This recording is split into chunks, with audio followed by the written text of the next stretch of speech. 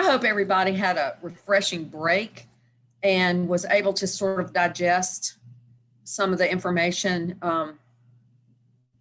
that I presented this morning. I have been told before that it is like a fire hose. I understand. So please stop me with questions like we did this morning, and I'll endeavor to answer them as fully as I can. Before we launch again, do we have did any questions occur to anybody while we were on break that you want to get cleared up before we start again? It have one I had thing a I wanted to question. ask Karen. Yes, ma'am. Okay. I know you talked about how we are the ones who will know what our dream means, or figure out the meanings. Just curious because we talk about interpretation in the dream interpretation in scripture, Yes. um, and I'm wondering, what about if you've got two, I'm thinking about two people who have a very who have that relationship, good, bad, and the ugly about each other, Mhm. and so they can talk about anything, Mhm. um and knowing the other person, even if you're asking them questions, um I don't know what I want to ask. I guess, is that something that I guess that's something that would happen, that you might pick up on something for them, or does that make sense? No. Yes, it Okay. does, Okay. because I have to deal with that. I have to work with that with my clients. Mm-hmm. I know my clients pretty well because they tell me their stuff, Mm-hmm. Mm-hmm. and I really endeavor to keep asking questions. Questions. Okay. And even though I think I know what this dream means and what it's saying to you, and you need to listen up and all that. Mm-hmm. I have been proven wrong Okay. often enough that I am humbled. Okay. So, Okay.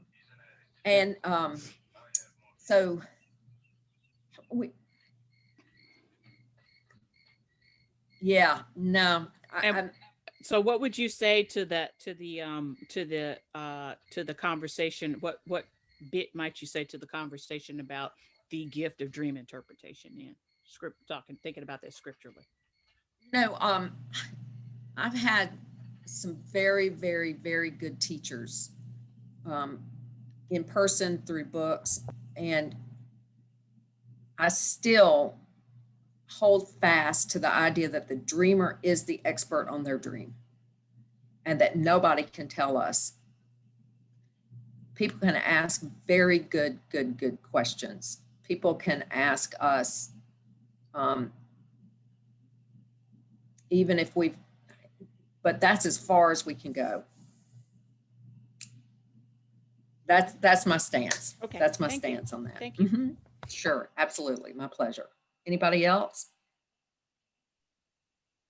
Aaron, just to comment on that, Hmm. at one point when I was working with Sister Josefa on a dream I had had, Hmm. it had a porpoise in it, or a dolphin, and I have no experiences with a dolphin. I don't live at the beach. I've seen them on TV, but that's it. I have no personal experiences with it. And I was trying to figure out what in the world it meant. Hmm. And she did go to the idea of the archetype and said, "Do you know what dolphins often represent?" Hmm. And I said, "No." And so then she shared with me what the typical or archetypal Hmm. thing would be. She said, "Now, does that shed any light for you?" She Uh-huh. still did not Hmm. tell me what it meant, but she said, "This is sometimes what it might mean in someone's dream," and let Okay. me then decide whether that fit. Fit for you or not. Uh-huh. Right. Very Exactly. good. Thank you for that opening. On my reading list, I included some symbol books. And our dream groups use that as a last resort. If we absolutely have no idea what this thing is, this animal that shows up, this image that shows up, this idea that shows up. And I'm going to give you some ideas about group dream work that does not tread on anybody, but it doesn't tell people what their dreams mean. Instead, we have their dream with them, and we say out loud what the thing means to us. And then they are free to accept or reject that meaning. Same is true with the symbol books. But only as a last resort. I often ask people, especially if they dream of animals, I often ask people to do some research on the animal itself.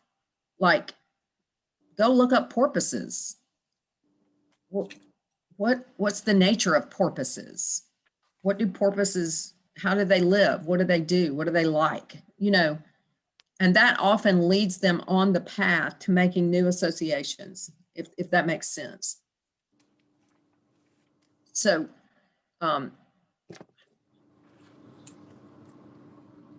and to take the idea of, here's this symbol now, here's this image that has appeared in my dream for which I have nothing. I have no reference whatsoever, no association whatsoever. It does signal a part of ourselves that we are so detached from that very much wants to come into consciousness, you know? So, you know, what part of me that has these characteristics has appeared in this dream and now wants to know me, or wants me to know it? Does that, if that makes any sense? Okay. I had a question related to persona. I don't Yes. know that much about Enneagram, but you were kind of comparing it. Mhm. And I've always thought a persona is something that's more of a choice of the ego. You know, which mask shall I wear? Mhm. And I guess not knowing that much about Enneagram, I think of it as being more, having some deep roots down further in the psyche, into the unconscious. So over in Montgomery, there is a fellow by the name of Joe Howell. Have y'all heard of Joe? He's a psychologist, and he does a lot of work with Enneagram. And I think he's brilliant. I'm a big fan of Joe. And Joe's take on Enneagram is that the identified number, like I'm a 5, is how I present to the world. But because at some point in my development, probably early in childhood, my actual number, the number I go to in strength, is 8. But somehow my little 8 got smashed or got wounded or got squelched. And in order to cope with that wound, I developed as a 5. That's his idea. And that when I'm at my very best self, when I'm really in tune with the divine within me, then I'm in touch with the 8. That was the seed that was planted in me at my making. Oh, that's interesting. Yeah. Right? Not that the 5 has not served me well. It has served me very well, but it is not the totality of me. It's more like something chosen to kind of go to the world with. That's right. And when he kind of explained those relationships, I remember being in a small workshop with him at the Hayden Institute, by the way. I remember everybody in the room just sort of gasped because they could recall, oh, that makes perfect sense. So it was a fascinating presentation. He wrote a book called. He's really in Montgomery? He really is in Montgomery. He and he gives workshops, or he did before COVID.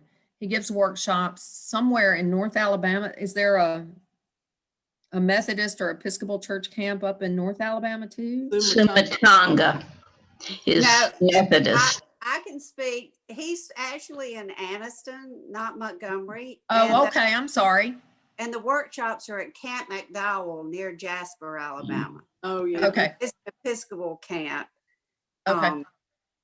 And he's having a lot of things online right now too, so, or on Zoom.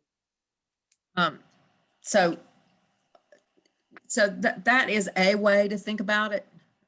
Mhm, that And makes- for me, it fits. Mhm. For me, it fits. Thank Okay. you. All right. Excuse me, was your 8 that you were talking about in the Enneagram, is that the same as your true self? Yes, that according to Dr. Joe Howell's idea, my true self has to do with the 8 of, Okay. you know, where we go in strength when we're at our best is the 8, and the 5 is kind of our everyday presentation, so to speak. Okay, thank you. Now, and I offer that for your consideration. It's very interesting to think about. All right, so let us now, we talked about the masculine and feminine aspects, the countersexual aspects in our personality. So let's revisit now our dream. So if you've got a dream that you're working on, let's look in the dream for that energy. And I have it here. In my dream, I have 2. I have my animus is presented twice. One facet of it is right here with my father. Another facet of it, though, is right here with my brother, with my younger brother. And so I'm going to, in this dream, I'm going to look at both of those. Now, if you've got lots of men in your dreams, or a crowd of men in your dreams, you can take them as a crowd. What does a crowd of men mean? You can pick and choose which man to focus on. If you have time, of course, look at all of them if you've got, more than one. So once again, take a moment to come out here to the, and Roger, of course, you're doing this the other way. If you have a woman in the dream that you're working on, it would be an anima. For me, this is animus energy. And the first one is father. And I just want to make a note off the top of my head of 1 or 2 or 3 things that spring to mind about my father. Or if I've got time, I'll do the same thing here with father that I did with mother. Really dive in. This is such an interesting thing to do because every time I do this, it changes a little bit. My father was supremely self-centered. He was not a card-carrying narcissist. I wouldn't say that, but he was very self-oriented. He was very self-oriented. He was also very, very quick. Very quick-minded, so to speak. He was quick. He was also really anxious, and he was very driven. And indeed, he is driven. He is driving the car.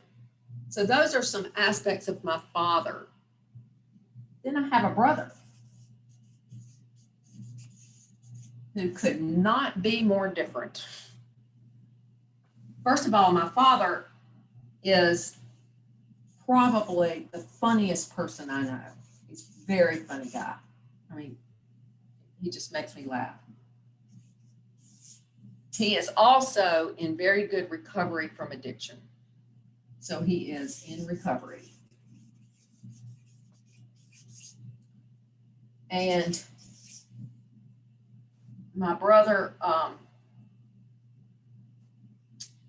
I would say that while my brother is in good recovery for his addiction, he is to some extent, what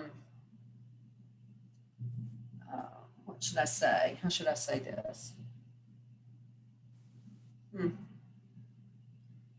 Well, I'm going to say this. Because he's been in good recovery, I will say that he has evolved over time. He has been able to evolve.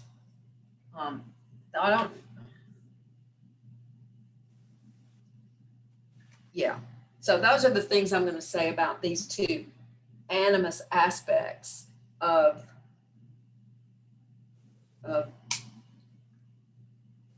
my dream, in my dream. So take a moment, if you haven't already, if you've got counter opposite sex character in your dreams, see if you can identify some aspects of them and put them out here in the margin. So now we've identified the setting.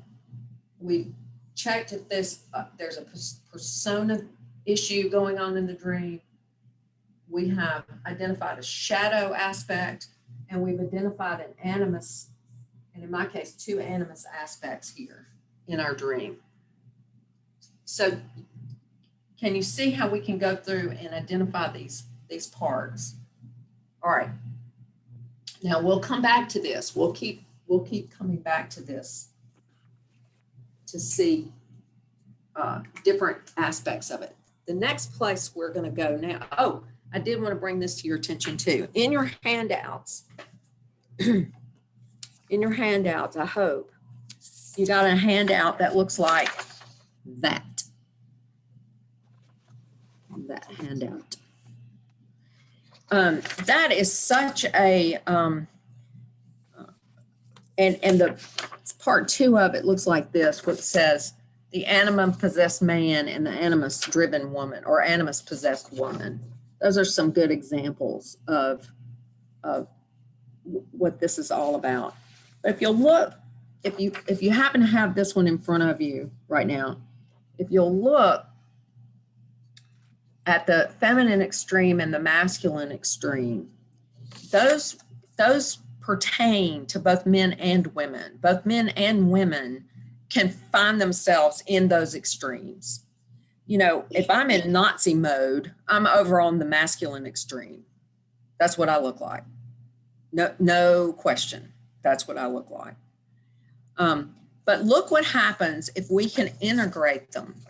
Look what happens if we can come to terms with that other energy and integrate it appropriately. There it is.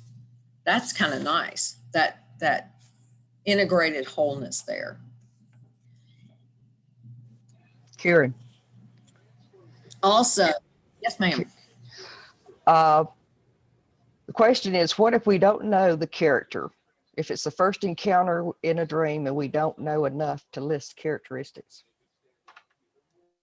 Okay, as the character presents, can you get a feel of, is this a benign character or a malignant character? Does it feel okay? Does it feel dangerous? Even describe it physically, large, small. How is he dressed, or how is she dressed? Anything that gives us a clue as to what this is. Does it seem, open and welcoming? Is it standoff? Does it even know I'm here? There's some characters in the dream that don't pay any attention to you at all. So go with how that character is presented, or what it's doing. Go with that as a way to begin to get to know that. And I'm going to give you some ideas about how to interact with these characters in just a little bit. So before we leave this sheet, look down here. See those lists of things that have to do with the feminine and the masculine. And just cast your eye over those lists for a moment. And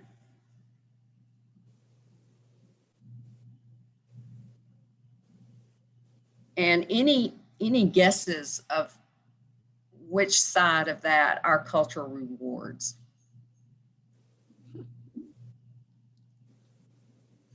Roger is just cracking up. Right? Which side of this does the culture reward? Masculine. You bet. The masculine side.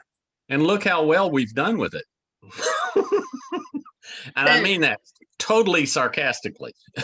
I understand, but both men and women, and I have found this to be true. I get into fights about this, but men and women both are reluctant to look at the other side, the feminine side, and give it its value. That while our culture might reward the masculine side, it is sterile if it doesn't have the feminine side, which we've, not all of you, of course, but me, we've been trained to think that that is of less value, or we have been given the message that that is of less value. That's that. And of course, I'm talking about my own work as a recovering Nazi. I have had to recover these feminine aspects of myself in order to foster the related side of myself, if that makes any sense. So this dream work, in addition to shadow work being so important, this is just as important, this piece of work of integrating our, whatever that other side is. Okay. Karen, Yes, ma'am. I think I'm confused. Maybe I wrote it down wrong, but I thought when we were talking about animus earlier that we were talking about the feminine aspect, but on the chart behind you right there, you wrote down animus and you wrote father under it. That's right. The animus is the masculine aspect within a woman's psyche. The Okay. anima is the feminine aspect within a man's psyche. Okay. I need to write that down again because from the definition, I feel confused. Okay, so I have given y'all also a glossary. I have sent y'all a glossary, and the glossary says all of that so much better than I just did. I'm going to find it. And here it is. Anima, the unconscious. Okay, let me start with animus. Animus, the unconscious masculine side of a woman. A woman must recognize, relate, and experience the animus to become whole. If it's rejected, disregarded, the animus, will be experienced in a negative way, and a woman will become blunt, opinionated, or she will become a victim to the inner destructive force of the animus. If integrated, a woman's personality is strengthened and enriched. And it goes on from there. But so you've got a definition in the glossary that I have sent off. Yeah. Okay, great. Now, all right. So I'm getting ready now to screen share us again. Okay.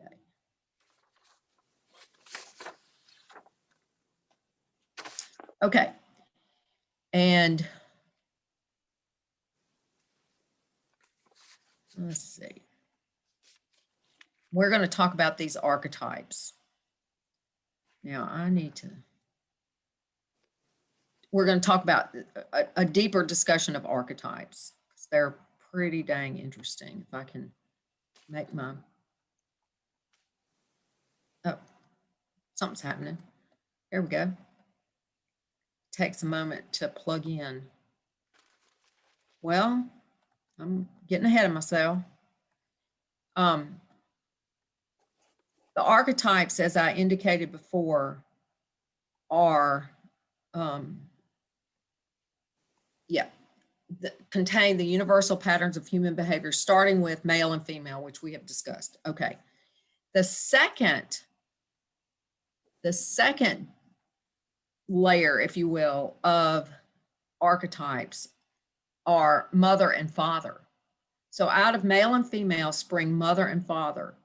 Mother and father are archetypes because they are universal. Every human being through time has had a mother and a father. It's a universal experience that we have had and carried through the ages. Mother and father. And mother and father contain within them, or spring from, I should say, the masculine and the feminine, but they're a little more refined, mother and father. And they have a positive and a negative pole. Both mother and father have a positive and a negative pole, meaning that we can talk about the positive mother being nurturing, caring for her children, teaching them relatedness, and preparing them to go into the world. Also, teaching them how to care for themselves, teaching them personal care of their bodies, of themselves. The good mother helps her children to learn that. The positive mother teaches her kids to brush their teeth every night, to wear a sweater when it's cold, to eat well, to get enough sleep, to, all of those things, the positive mother, and prepares her children to leave her. The negative mother, however, the positive mother provides emotional support to her children. Emotional support to her children.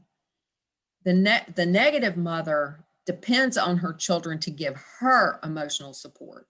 And she can come across as negligent, abusive, or smothering, in a way that she keeps her children tied to her even after they reach adulthood. That is a negative mother pattern. Father is not exempt. The father archetype, a positive father, provides for his children, protects his children, and teaches his children how to make their way in the world, while as he is protecting them and providing for them. The negative father is negligent, abusive, absent. That's the negative side of father. None of us here had a perfect mother nor a perfect father. We had, adequate, I hope we all had adequate mother and father. But sometimes our own personal mothers and personal fathers exhibited some of those negative aspects. But I discourage us from equating the archetype of mother and the archetype of father with our own personal mother or father. What we're talking about now in the archetype is the idea of mother and father writ large. Those are archetypes. And we find these archetypes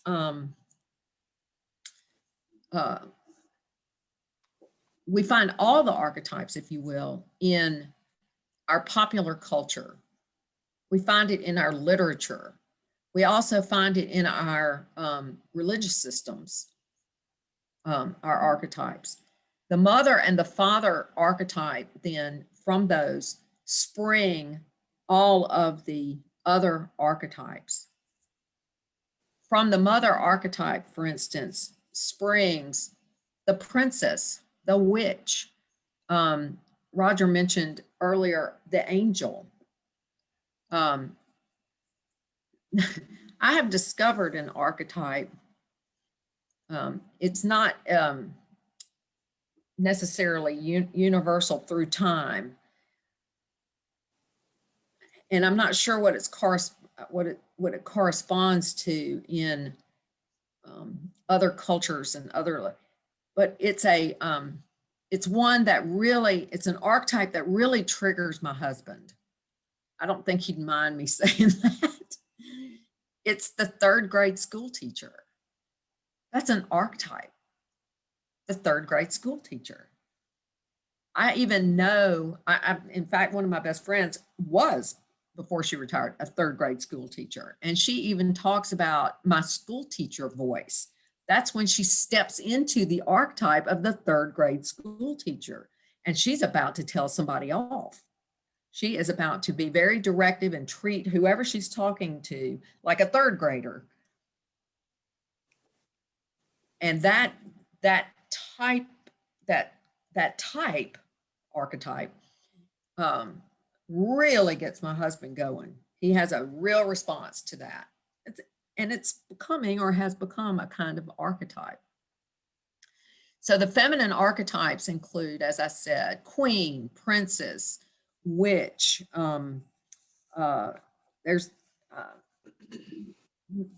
There's a feminine trinity: the mother, the maiden, and the crone.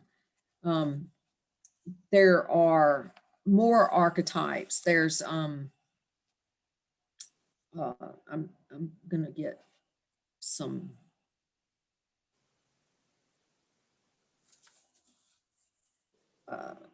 examples here. There's the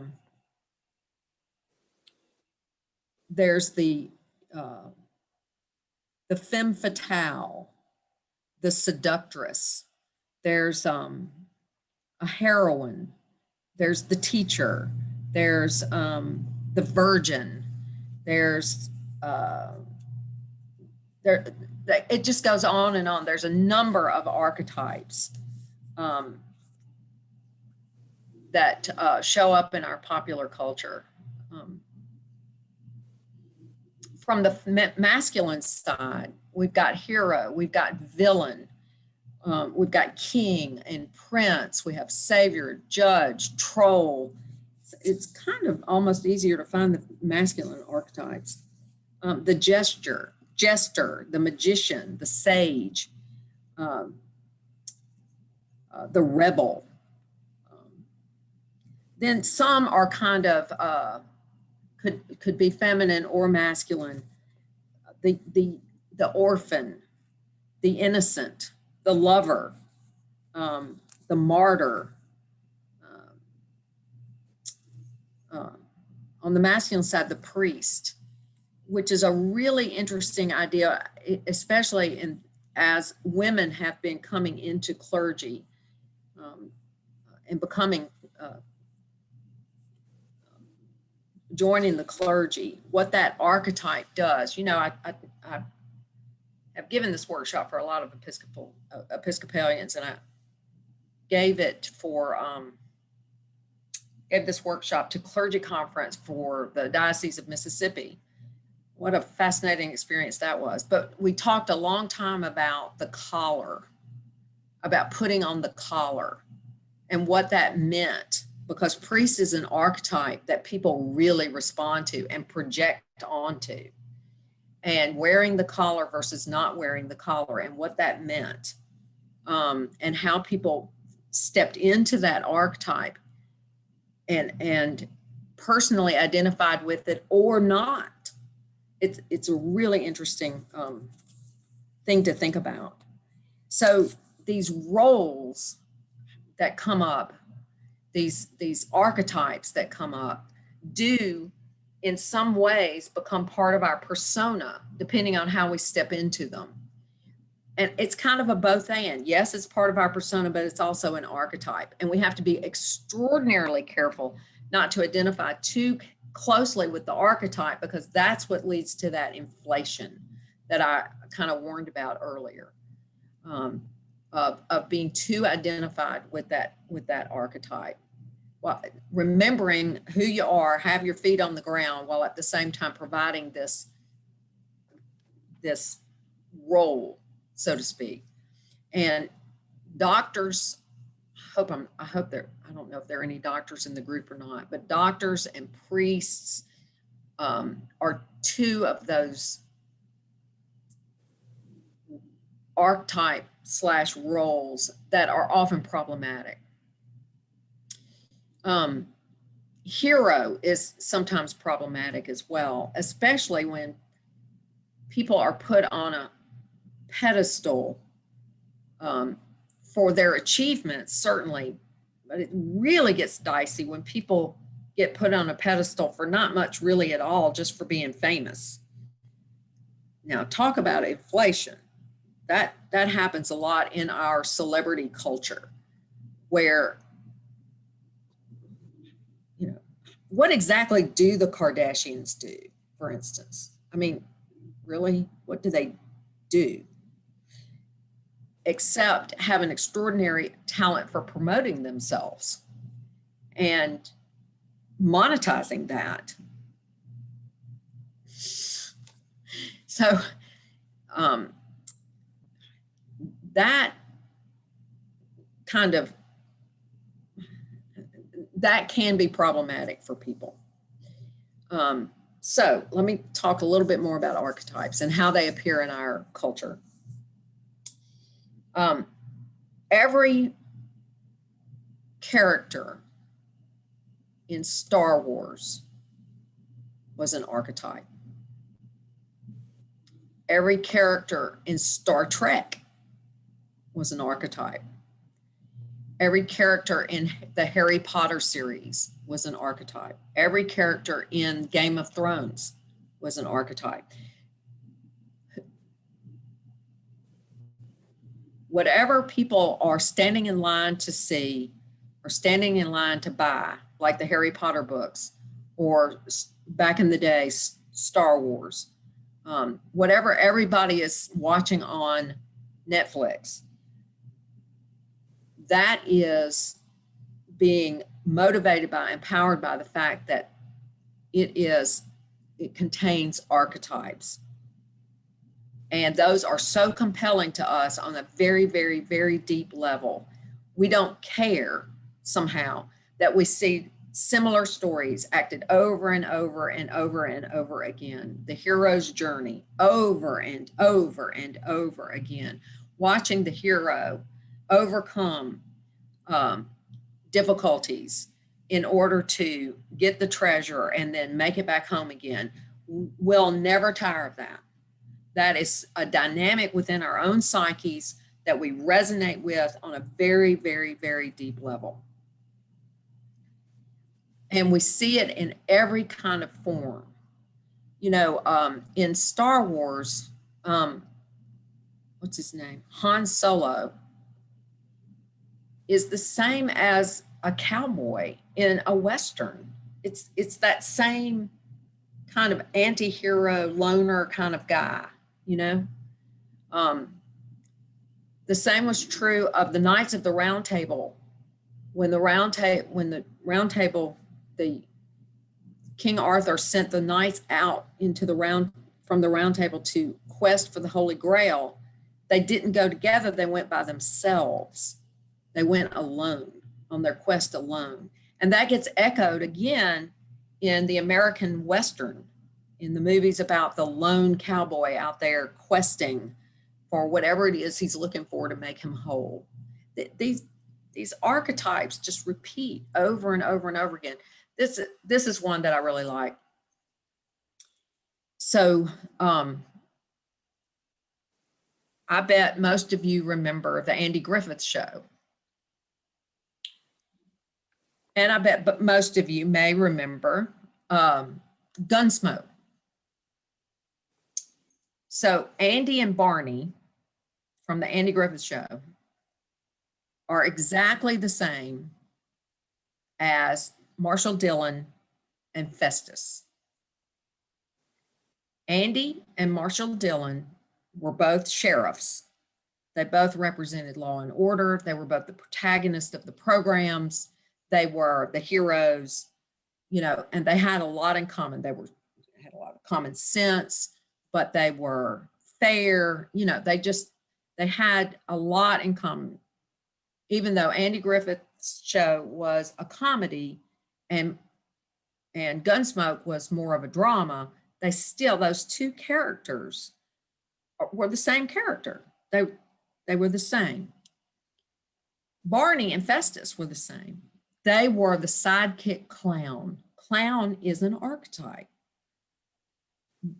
They gave balance to the seriousness of the hero. Don Quixote and Sancho Panza, I hope that's his name, were the same thing. Don Quixote was the serious questing knight, sort of. And the other one was his little sidekick that kind of kept him balanced and down to earth. Does that make sense? I hope that makes sense. But these archetypes are extremely powerful. And let me give you an example of how powerful they are. They really do motivate our behavior in an extraordinary way if we back up and think about it. So on the feminine side of the archetypes, there are two extraordinarily powerful archetypes.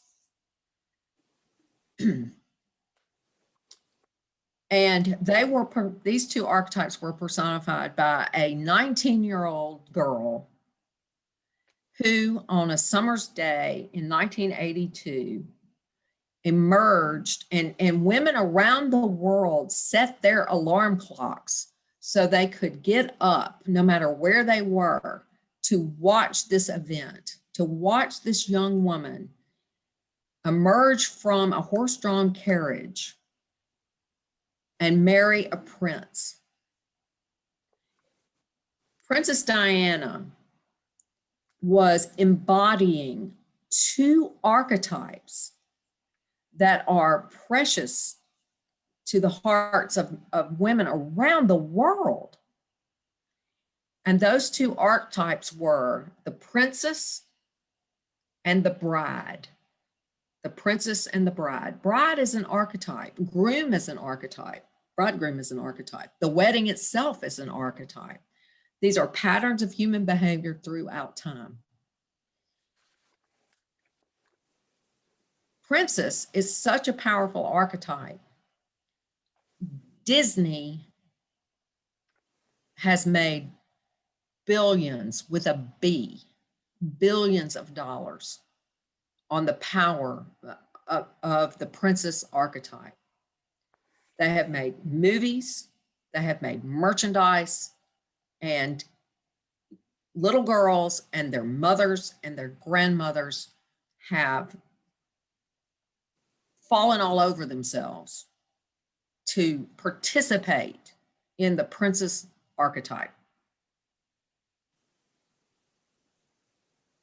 You can go to Walmart today or Party City today and find an aisle devoted to princess merchandise. At Party City, you can find an aisle devoted to princess birthday parties. Princess is a tremendously powerful archetype. Even just as powerful, if not more so, though, is the archetype of the bride. As you may know, the Bride's magazine is the fattest magazine on the newsstand. The more recent development, though, is there are television channels that spend hours and hours and hours of programming showing us young women or not so young women who are planning a wedding and they are trying on wedding dresses. That's it. That's what the show is about, trying on wedding dresses. Which one is she going to choose? Hours of programming, and not just, and at first it was just in one place. Now it's every, we have Say Yes to the Dress in New York and Atlanta and Toronto, and other shows that have sprung out from weddings. And, that whole 90 Day Fiance and all of this has to do with the archetype of the wedding, the archetype of the bride and the groom. If you've ever been involved in a wedding, as I was mother of the groom, the wedding planners or the person who's helping you organize the wedding calls you by the archetype. Could we have the bride over here, please? Could we have the maid of honor next? Could we have the mother of the bride stand here? Could we have the father of the bride stand here? You know, we all embody these archetypes when we participate in a wedding. Now, I hope you'll allow me one digression and talk about the archetype of the wedding. The archetype of the wedding is terribly important, and it commands all this energy for a very, very, very good reason. The archetype of the wedding is an outward and visible sign. It's a sacrament. The wedding is a sacrament, an outward and visible sign of an inner and spiritual grace. And it is more than that. It is the representation par excellence of the integration of the psyche within each of us. The wedding represents the coming together inside of ourselves of the opposites into becoming whole. That's the wedding, is representing wholeness. That's why it's so important. That's why it compels our attention. Now, in our culture, and I would kind of go a step further and say, especially here in the South, what I have noticed is that we don't have a true awareness of the psychological and sacred aspect of the wedding. And because we're not conscious of it, but we know how important it is, we just tend to throw money at it because that's how we assign value. That's how we assign value. If we can glom more and more and more stuff onto the wedding, then it must mean more and more and more. That's how our culture assigns value. But the wedding is a psychological and spiritual coming together, representing a spiritual coming together into wholeness. Now, you know, there are weddings, I've also been attending weddings that look like anything but nevertheless, that is the archetypal aspect of the wedding and the bride. It is extraordinarily compelling.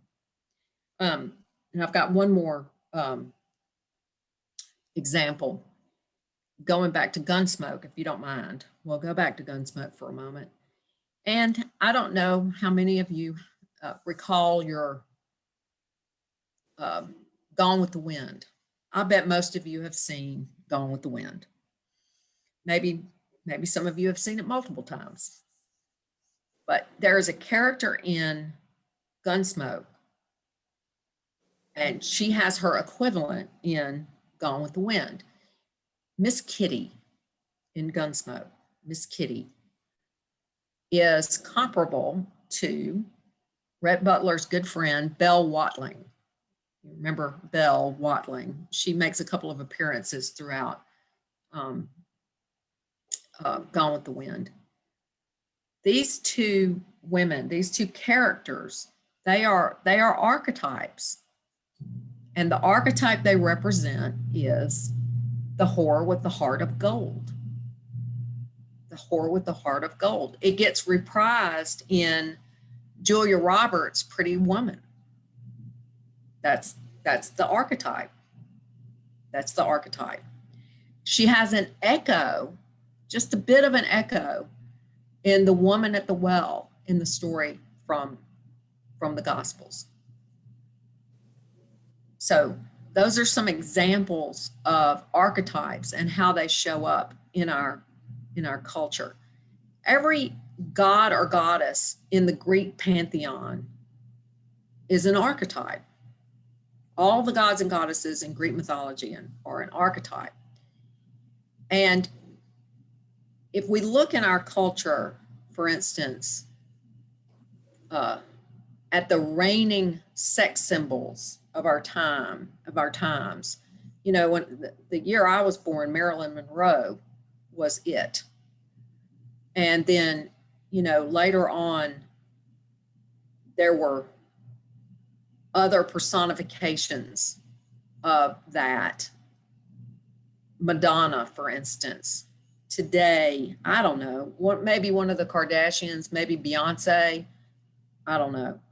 But they are all manifestations of Aphrodite. That's who that is. These are embodiments of that energy that Aphrodite, the goddess of love and sex, was. And so they become very compelling to us. They have a charisma. They have an energy and a power that draws us to them. And there's a little bit of that within each of us. There's a little bit of Aphrodite or Beyonce or Marilyn in each one of us. And how we choose to respond to that or choose to embody that in appropriate or maybe not so appropriate ways, it is, worthy of our attention. Okay, so I'm going to stop right there on this rant, if you will, about archetypes and ask if there are any questions about this or any observations that anybody would like to make.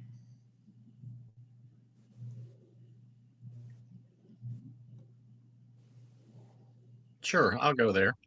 Mhm. If the wedding somehow represents this integration of the energies, Yes. what's the honeymoon, or what's the erotic material in dreams? Oh, I'm so glad you asked. I figured I'm the guy, so. I'm so glad you asked. Let us take a moment and talk about two dream themes that are archetypal in nature, okay? One is death and one is sex. Let's just go there. Death and sex.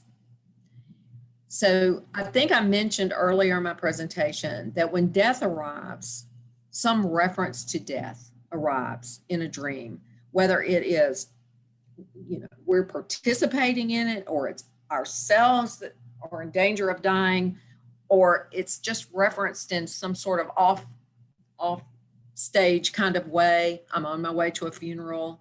I notice there's a funeral happening. I don't know who died, whatever the reference is to death. Death equals change. Death equals change. So when death arrives in a dream, there is some change afoot in the deep psyche, some change afoot in the deep psyche. Why is this so? Because ego hates change. Ego hates change. And when change is at hand, whether it's change that's being, imposed on us from out here, or change that we are having to come to, like when I realized I was a Nazi and I had to change, in the dream was an implicit reference to death. The Nazis were going to kill me. So I had to change. And to the ego, change feels like death. Change feels like death. So it gets represented in our dreams as death. So death in dreams equals change. So, and if you are rattled, like you wake up rattled from a death reference in dreams, actually that is very good news. That is very good news. It means that this ego right here is about to be shaved down for a very good reason. Just brought to its proper place and its proper size for a very good reason. All right. Now, sex and dreams. You're going to make me get ahead.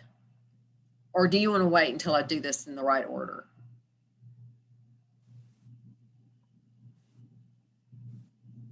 If you're covering it, I'm going to cover it. go ahead. Do it in order. It'll be fine. Okay, I'm going to cover it in order. So now that we've talked about the archetypes, and we all have these archetypes, we've all got these archetypes, then let us now come back up here to the personal unconscious and look at how these archetypes help us organize what's actually happening in our own psyche. So we have a mother archetype. We're born with it. It's stamped into us as a human being, right? And I am going to pick on mother today. And say, so if we have a mother archetype, and there it is, that provides a little seed, if you will, a little seed. And let's say that little seed is right there. It provides a little seed that enables, around which all of our experiences of our own personal mother begin to accumulate. So all of our experiences of our own personal mother accumulate around that seed, that archetype of mother, both positive and negative aspects of our experiences with our own mother throughout our lifetime, since the day we were born or even before. These are all the experiences we have with mother, but not just mother people like grandmothers and aunts and teachers and our best friend's mother, and anyone who acted as a mother to us gets added to this collection of experiences that feel like mother. But that's not all. Included in this business are not just the experiences, but the emotions that go with the experiences. Remember earlier today, I said that, come on now, do right, oops. The experience that our personal unconscious contained all of the experiences we have in life, plus the emotions that go with those experiences. Oops, I'm sorry. And so those get overlaid on this. So we've got the experiences plus the emotions that go with the experiences, okay? And they kind of glom together in a place in our psyche. And that thing right there, that thing right there has got a great deal of energy bound up in it. It is the entire history of our relationship with our mother. Wow. And anybody else who acted as a mother to us. And that collection of experiences and emotions that are related to one another and bound together have a name. That right there is called a complex. That's a mother complex. And we all have a mother complex. Notice the relative size of that complex against ego. Yeah. So let me do this. Clean that back up. And so this mother complex here has a great deal of energy in it, a lot of energy. And I often, when I'm talking about this to younger folks, I will ask them, if you want to know the state of your mother complex, here's my question. When your phone goes off and you see it's your mother calling, is your first response, oh, it's mom, I wonder what's happening? Or is your first response, oh shit, it's mom? And that gives you an indication, if you will, of what's the state of your mother complex. And our mother complex has the ability, indeed, all of our complexes have the ability to affect us, our moods, our responses, and our reactions, often without warning, so that this complex can jump up and take us over.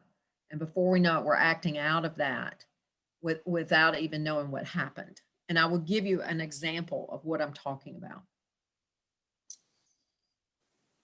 So I have a friend and that I went to graduate school with, and she's about my age. And I was giving this presentation to our class as part of, an assigned project. And when we got to this part right here, she raised her hand and she said, I have got to tell you that happened to me earlier today. And she related this story. She had just been to the bank where she asked a teller at the counter to help her with a multi-step transaction that she did not have all of the information that she needed to accomplish this. But it was something that needed to be done that day. And she didn't have time to go home and get what she needed to make this happen before coming back to class, et cetera, et cetera. So she was pushing the teller a little bit. She was pushing the teller. She was saying, now, can't you just help me? And the teller was politely answering, ma'am, I can't complete this transaction without this piece of information that we need. And my friend kind of kept trying to, get her to do it, and pushed her a little bit more and pushed her a little bit more. And so far it was very polite and it was very reasonable and it was all good. But finally the teller stepped back, took a step back, and her eyebrow went up. She just took a step back and her eyebrow went up in response to the pressure that my friend was putting on her. And immediately my friend raised her voice and started yelling at her, so that a branch manager had to come over and see what was going on. And she told this story to the class, and she said, what I realize now, what happened to me was when that woman took a step back and raised her eyebrow, that is the kind of response that that was what my mother would do when she was sick and tired of me and about to backhand me. She would take a step back, the eyebrow would go up, and pow.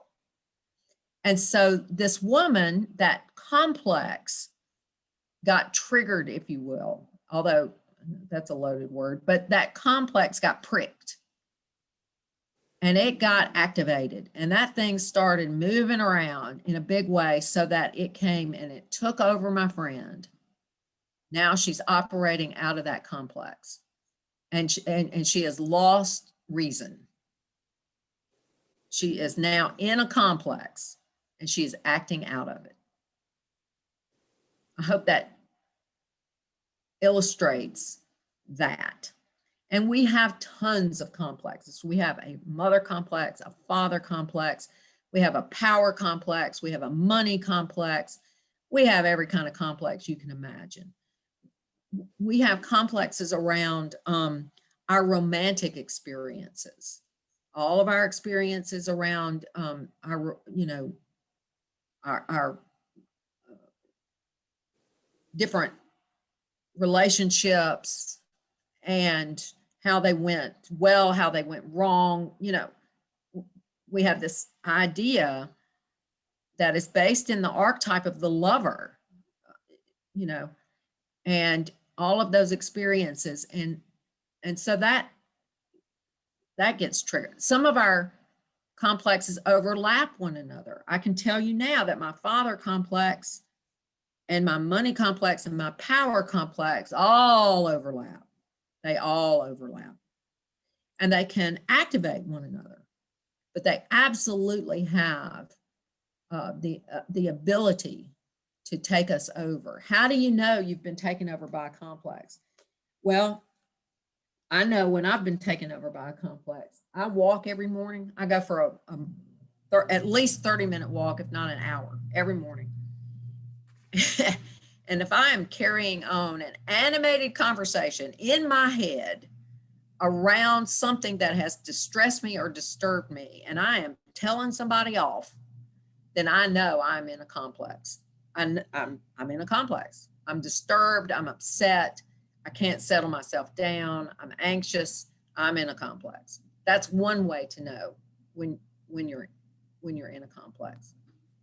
So I want to pause right there and see if there are any questions about the idea of a complex and if I've explained that properly. There's nothing in chat. Okay.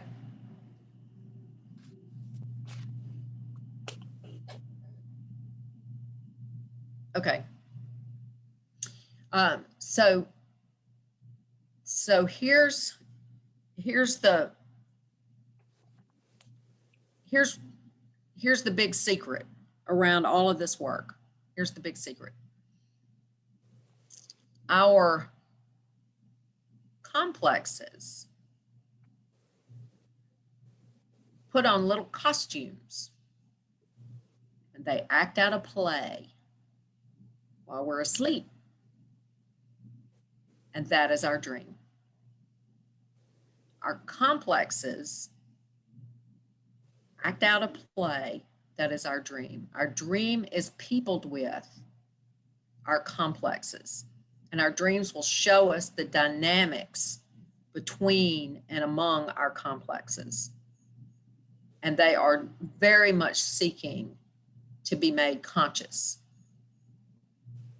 Those complexes, the dreams are showing us what our complexes are.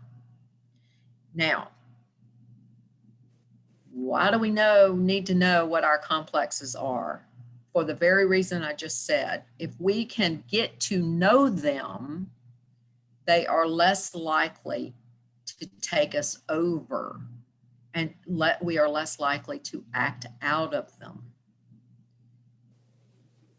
So our dreams are a wonderful way to get to know what our complexes are. My Nazis show me, kind of my power complex. I know when I'm in a push mode, when I'm trying to make something happen or make somebody do something or have my, impose my will on something. That is that power complex that in a way gets represented by those Nazis. That thing is taking me over and I can't, I have to recognize that so that I can, if we can recognize our complexes, if we know we're in a complex, if we realize we're in a complex, we're already halfway out of it. Oh my goodness, I'm in a complex. Oh my goodness, I'm possessed. If you've ever said to yourself about yourself, or you've said this about somebody else, I don't know what happened to me. I don't know what got into me. That is so unlike me. Well, it was a complex. That's what got into you. But our dreams will show them to us.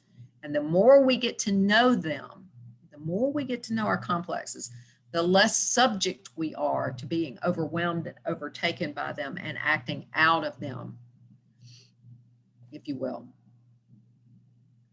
And that's part of what makes dream work so terribly valuable.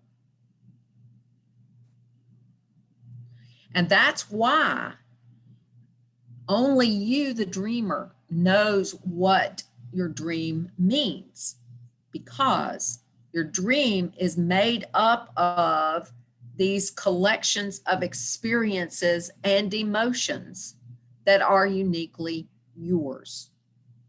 And so the dream is yours. Now, there are universal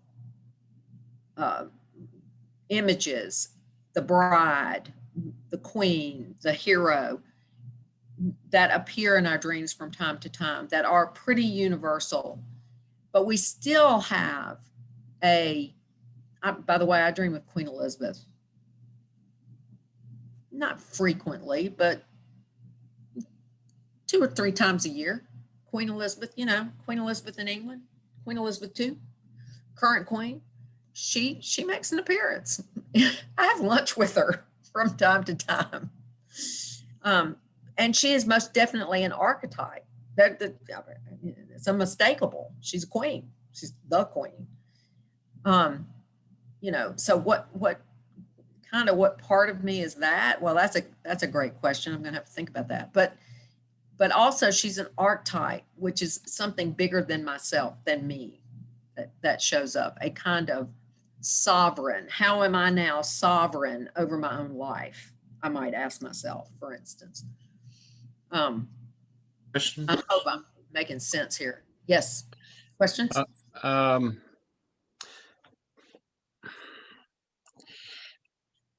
I'm interested in the language of reactivity to some kind of an instinct here.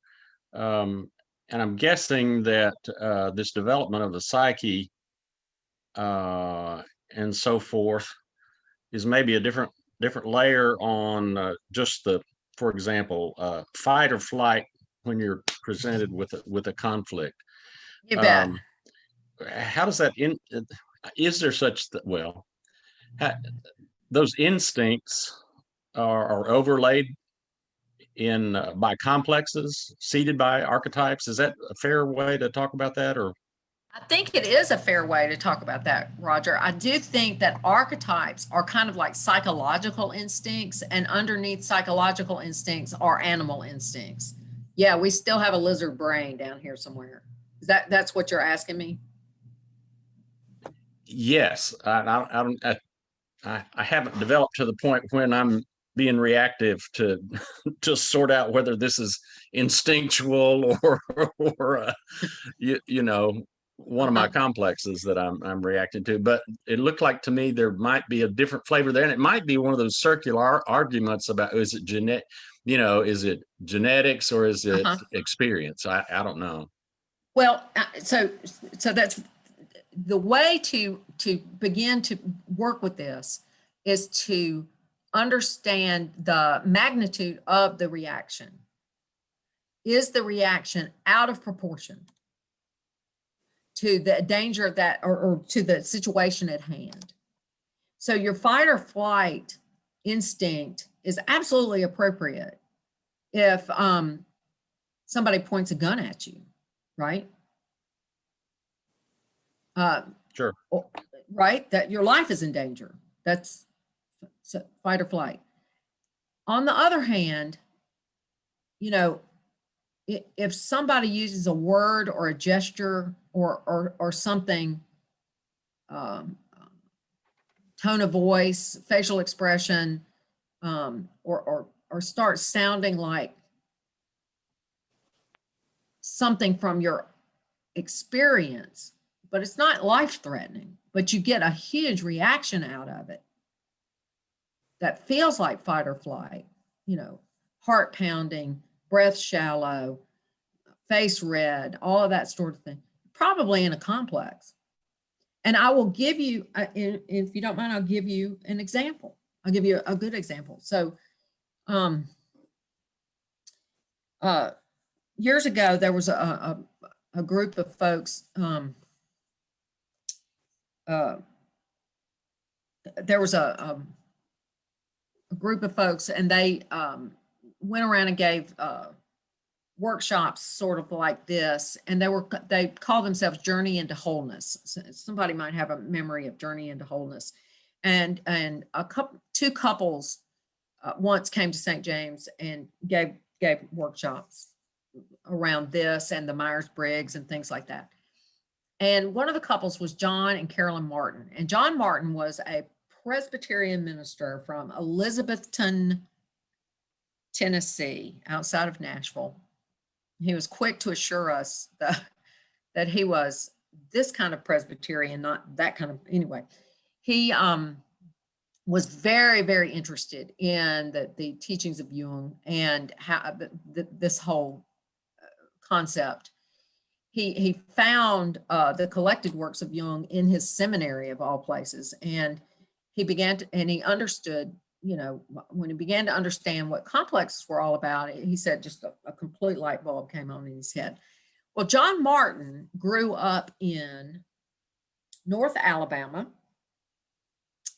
I'm not sure exactly what town, but he grew up in the country and his family belonged to a primitive Baptist church.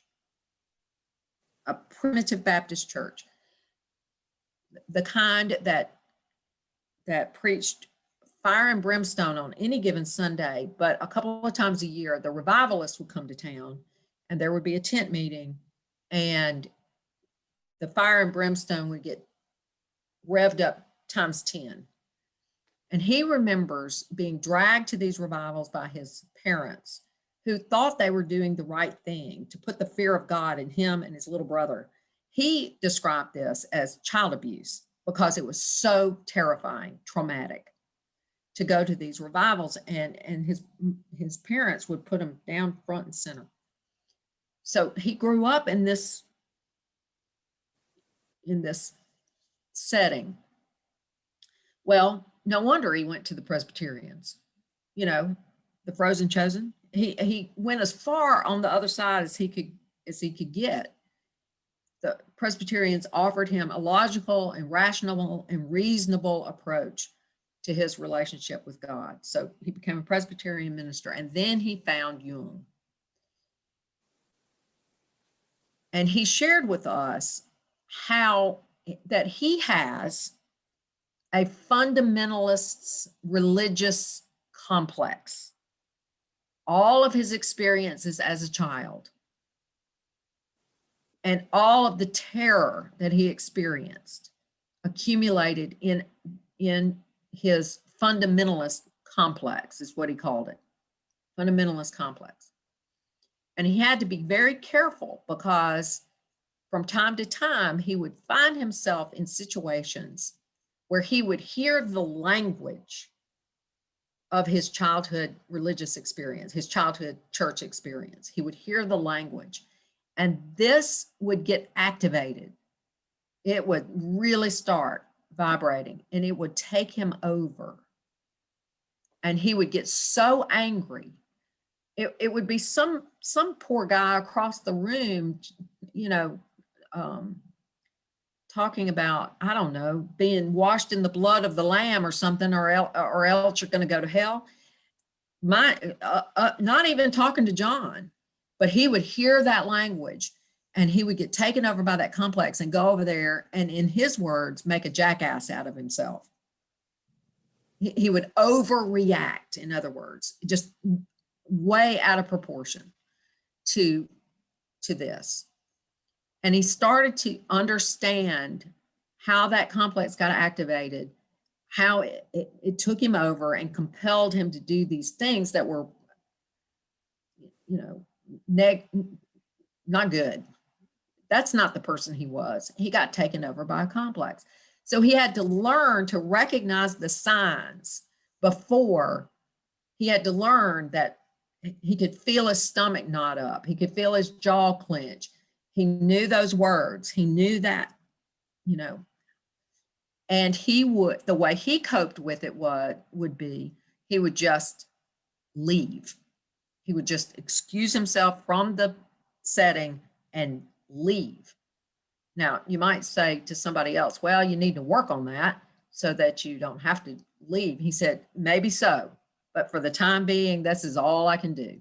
That complex is so powerful and I overreact so badly that I've learned how to catch myself and just excuse myself from that situation. So that the level of reactivity will tell you. Now, if you are mildly annoyed by that over there and can't wait to get back to the car to tell your husband or wife, how did you hear that guy? That's not being tricked. That's not being taken over by a complex. It's that overreaction that is being taken over by a complex. I hope that's clarifying to you.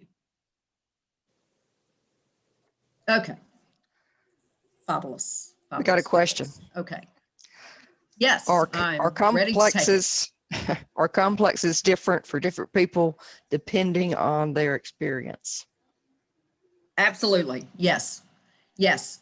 So my mother complex, my experience with my mother over time and the emotions that go with those experiences are far different than my brother's experience with my mother. We had the same mother, we lived in the same house, but our experiences with her were different. And my experiences with my grandmothers was different. My poor brother was nobody's favorite child. Bless his heart. I was my father's favorite. I was my grandmother's favorite. My other grandmother, one of my cousins, was the favorite. Poor Mark, but he was mother's favorite. So his relationship with her was very, very different from my relationship with her. So his mother complex is going to look very, very different. So if I dream of mother, it means what it means to me. If he has a dream about our mother, it means something completely different, completely different. Kind of like that illustration I gave y'all of the cat. My experience with cats, my husband's experience with cats, my experience with cats, each one is different. So as a cat appears in our dream, it has a completely different meaning.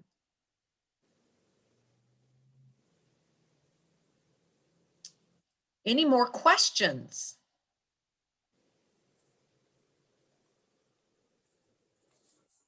There's a Yes.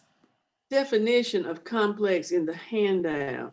Yes. I'm trying to process it. It's in the middle of the page on complexes. Right. Let me see if I can put my hands on But it. it has, complexes are to the ontogenetic psyche or personal unconscious. Archetypes are to the phylogenetic psyche or collective unconscious. So Yes. that's kind of setting up that connection of how the complex, the acting out of what's bubbling up from the very riverbed of collective unconscious. Oh boy, I love that. I love that idea. The riverbed. That's it. That's right. Yep. Mm-hmm. Kind of like the archetypes are the generators, they can jumpstart something in the personal unconscious. That's right. That's true. That is true. And remember, the archetype provides the little seed in our own psyche around which these personal experiences coagulate, if you will. So, if this is the mother complex, then here's the seed for the mother complex. And then all of those experiences cluster around that. Now, what's really interesting also is that neuroscience is beginning to understand that this is exactly how our memories do work. They are together. Our memories, our like memories, our related memories are together in our brains. I mean, in the physical aspect of our brains. And so it validates this idea of complexes being related memories that contain a great deal of energy. Mm-hmm. And that these are what make up our dreams. These are what make up our dreams. Yeah. So it's getting mighty close to 5. Is 5 our time to take a break? Yes, that's dinner time. Okay, so we that's a lot that we just talked about. That's a lot. So after dinner, we'll do a little bit more, right? Yes. Before we have a meditation. Okay. So great. All right. So we're going to gather here again at 10 till 6.